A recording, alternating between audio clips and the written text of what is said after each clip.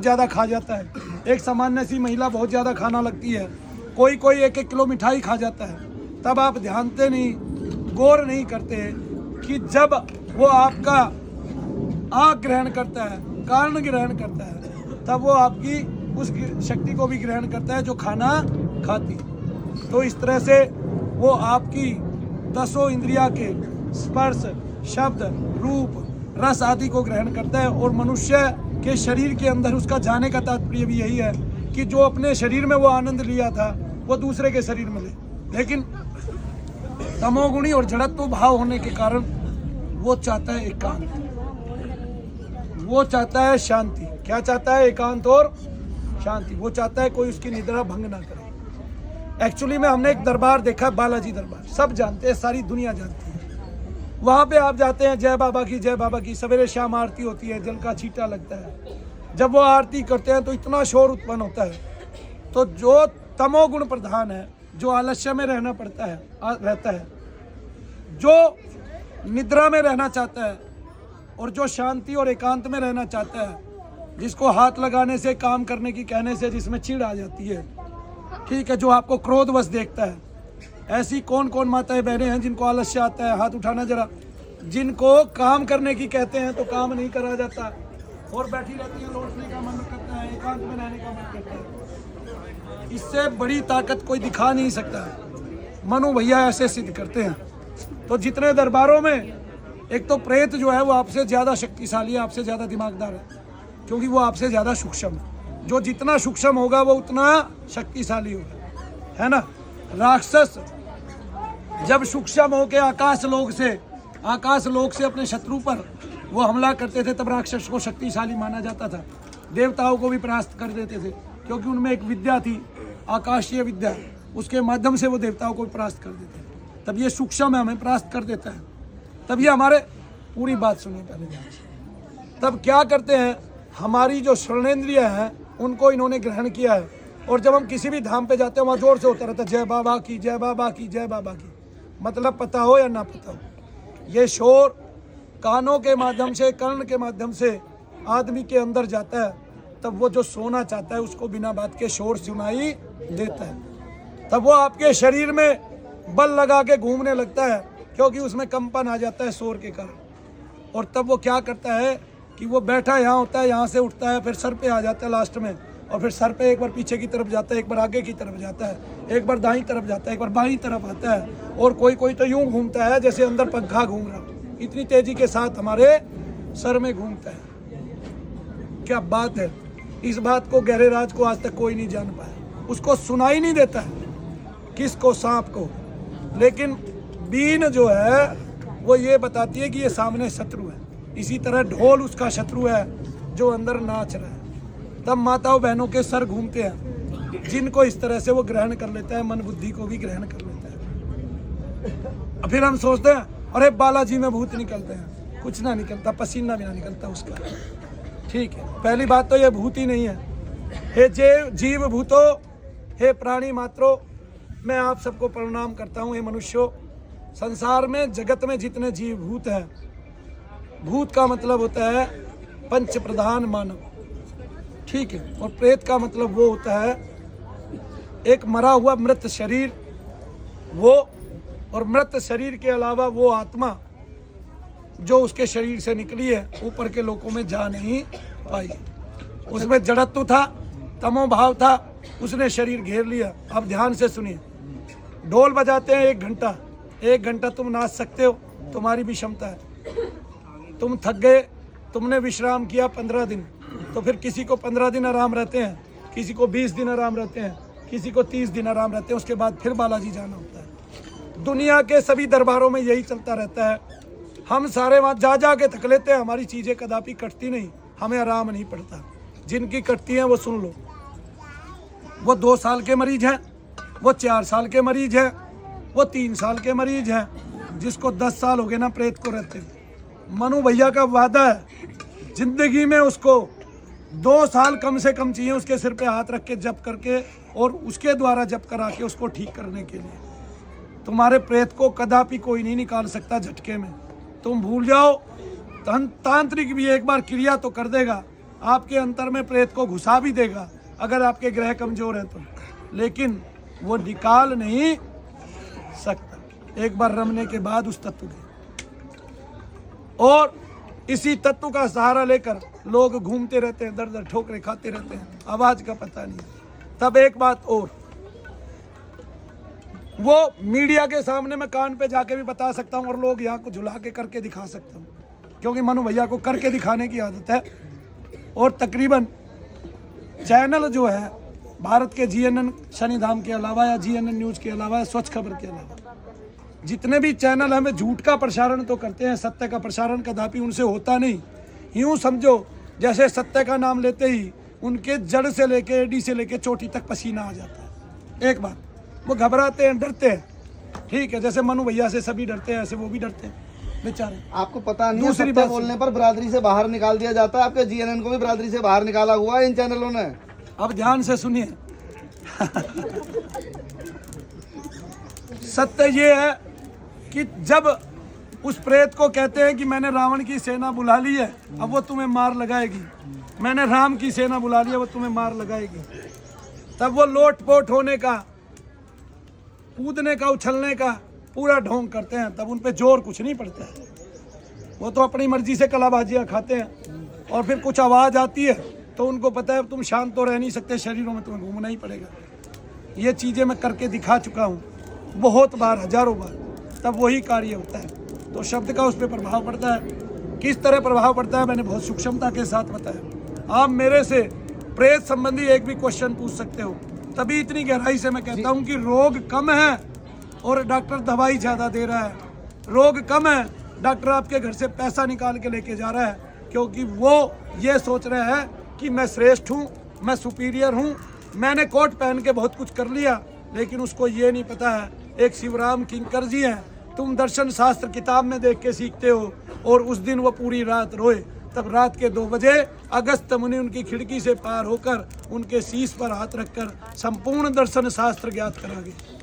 तब एक भक्त हुए, उस भक्त को भगवान ने दर्शन दिया, हनुमान जी महाराज ने, हनुमान जी की साधना उसको बताई गई उस भक्त को।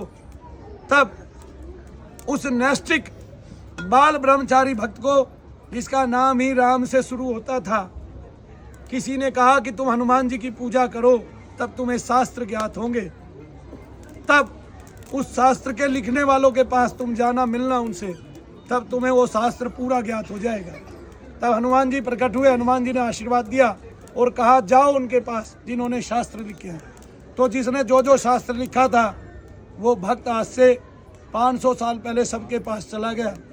उसको इतने ग्रंथ याद हो गए, इतने ग्रंथ याद हो गए, इतनी किताबों की महिमा याद हो गई कि कुछ पता ही नहीं चला। मेरे भाई, भगवान की शरण होने से सब कुछ आ जाएगा। भगवान की शरण ना होने से तुम जिसको पाओगे वो विद्या तो तुम्हें इस जहान में, भारत में ही नौकरी नहीं दे सकती। दूसरी बात तो अलग है, बाहर की बात तो अलग है। 3 पीढ़ियों से मनु भैया, मेरे कुल में कोई सरकारी नौकरी नहीं, 3 पीढ़ियों से। अगर रोजी ना कमाए, मेहनत ना करें, पसीना ना बहाऊं मैं सवेरे से शाम तक, तो रोटी मुझे भी नसीब नहीं।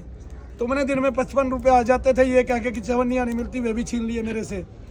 आ गए ना, बोलिए क्या पूछना चाहते हैं। अब आपके यहाँ जब लोग आते हैं तो जाप करते हैं, फिर उनसे आप इस तरीके की प्रार्थना कराते हैं। जब प्रार्थना कराते हैं तो ये तो पूरे हिल डुल लिए और इनसे पूछ भी लिया है कि आपको फ़ायदे हो गए हैं। इन्होंने हाथ उठाकर भी बता दिया हमें फ़ायदे हो गए हैं। तो इसके बाद फूंक का क्या राज?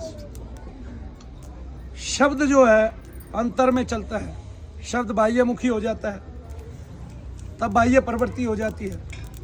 तब जो हम अभी अपने आप को मान रहे हैं वो है नहीं। शुरू में भी हम अव्यक्त थे, बाद में भी हम अव्यक्त हो जाने वाले हैं। जब प्रलय होगी तो हम चेतन आत्मा है, हमारा तेज है, हमारा स्वरूप है, ठीक है। उस स्वरूप से एक शब्द निसृत हो रहा है आत्मा से, वो शब्द आपके अंतर में चल रहा है। 6 चक्र आपके अंतर में घूमते हैं। जब आप एकांत कमरे में जाते हैं तब वो शब्द आपको सुनाई देता है। वो उन चक्रों के चलने की आवाज़ है, जो भांति भांति के चक्र आपके शरीर के अंदर घूम रहे हैं। डॉक्टर तो ये तक नहीं बता पाता, वो खुद महसूस तो कर सकता है। आंख बंद करके जब हम गर्दन घुमाते हैं तो हमें अंतर में कई प्रकार की ध्वनि सुनाई देती है, ऐसे गर्दन करने से। किसने सुनी है? यही बात। डॉक्टर तो ये तक नहीं बताता ये गर्दन की आवाज़ क्यों होती है। ये बहुत सूक्ष्म जगत है, इसके सारे सूक्ष्म व्यापार हैं। तो वो जो आवाज़ें हैं वो मिलकर एक ध्वनि नाद उत्पन्न करती हैं। अगर उसको बाह्य किया जाए तो हमारे भाव भाषा सब उसी से बने हैं। जितनी भी फ्रेंच है, जर्मन है, जापानीज है, चाइनीज है, ठीक है, और भारत में भी जितनी भाषाएं बोली जाती हैं 18, 20, 30, आया समझ में, वो सारी इस शब्द के बाह्य होने से बनी है। लेकिन जब हम अंतर में उस शब्द की खोज करते हैं तो वो हमारी इड़ा पिंगला को छोड़ के सुषुम्नास्थ होके तब हमें आत्मदर्शन कराता है और वो हमें स्थिर बुद्धि कर देता है। यानी कि हम बुद्धि को भी परे छोड़ के अपने विवेक मार्ग को अपना कर अपने खुद के दर्शन करते हैं। और हम सब अपने आप को ही प्रणाम करते हैं, कोई किसी को प्रणाम नहीं करता, क्योंकि एक आत्मा सब जगह विराजित है और वो है चैतन्य। और जब हम उससे जुड़ जाते हैं तो उसका जो शब्द है निर्धारित, उस शब्द को कान के माध्यम से जब मैं आपके अंतर में फूंकता हूँ तो जहाँ पे प्रेत दोष होता है, पितृ दोष होता है जहाँ पे बैठा हुआ, और जहाँ पे देव दोष होता है, जहाँ पे आपके नज़र बैठी हुई है, जहाँ पे आपको कोई श्राप लगा हुआ है शरीर के अंतर में, जिससे कोई रोग बना हुआ है, तब वहाँ पे वो जाके लगती है। उसके लगने से आपके वहाँ पर ऊर्जा का संचरण होता है और वो ऊर्जा ऐसे घूम घूम के उस मलिन तत्व को निकाल देती है। तत्व ताकतवर है तो उसको समय लगेगा, कम ताकतवर है तो समय कम लगेगा। तब आपको ये पता चल जाता है कि मनु भैया ने जो फूंक मारी है उससे आपको ये पता चल गया कि आपको ये रोग जिसकी आप दवाई खा रहे थे 20 साल से 30 साल से, वो था ही नहीं डॉक्टर का, इसलिए वो जा नहीं रहा था। मैं मानता हूँ कि मेडिकल साइंस ने कुछ प्रगति की है, लेकिन वो प्रगति अगर मानी जाए मंत्र चिकित्सा के हिसाब से तो वो 10% है, वो 100% हो ही नहीं सकती। क्योंकि बहुत सारे रोग जो डॉक्टर जिनकी दवाइयाँ देते हैं, सर्जरी करते हैं, GNN ने यहाँ देखा है, उनके पास 200 के करीब 250 के करीब वीडियो है, 2000 2500 के करीब वीडियो है। वो उन वीडियो के माध्यम से लोगों को दिखा सकते हैं, बता सकते हैं, तब लोग इससे बच जाएंगे। उनका जो अपव्यय होता है ज़्यादातर चिकित्सा पे और भारत की शिक्षा पे, वो बच जाएगी। जैसे मेरे पिता ने मेरी पढ़ाई पे 25 साल पैसा लगाया, ना मुझे नौकरी मिली, ना मेरे भाई को मिली, ना मेरी दोनों बहनें इस विषय में कामयाब हुई। उनके पिता ने जो लगाया उनमें से कोई कामयाब नहीं हुआ, ठीक है। आगे मैंने लगाया, अभी तक मेरे कोई से भी बच्चे को कामयाबी नहीं मिली। एक तो जातिवाद का जो सिस्टम लगा वो थोड़ा बहुत तो खराब लगता ही है सबको। मैं नहीं कहूँगा ब्राह्मण कुल में जन्म हुआ, मैं तो कुल को कुल मानता ही नहीं। मैं तो ये कहता हूँ कि ब्राह्मण का कुल होता नहीं, मैं तो ये कहता हूँ कि कुल है हिंदू का और धर्म है आत्मा का, जो सनातन है, जो कदापि मिट नहीं सकता। हिंदू सनातन नहीं हो सकता, क्योंकि प्रलय जब आएगी तो हिंदुस्तान नहीं बचेगा, प्रलय जब आएगी तो अमेरिका नहीं बचेगा। फिर उस समुद्र में से कहाँ कौन सा टापू उठ खड़ा होगा, वही पृथ्वी का हिस्सा होगा।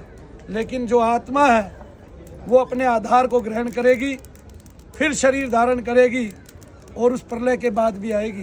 तो आत्मा ही सनातन धर्म है। ये जो हिंदू है ये कुल है और इस कुल का धर्म संसार की सेवा करना है, मानव जाति का उत्थान करना है। इस कुल का धर्म सबको प्रेम देना है।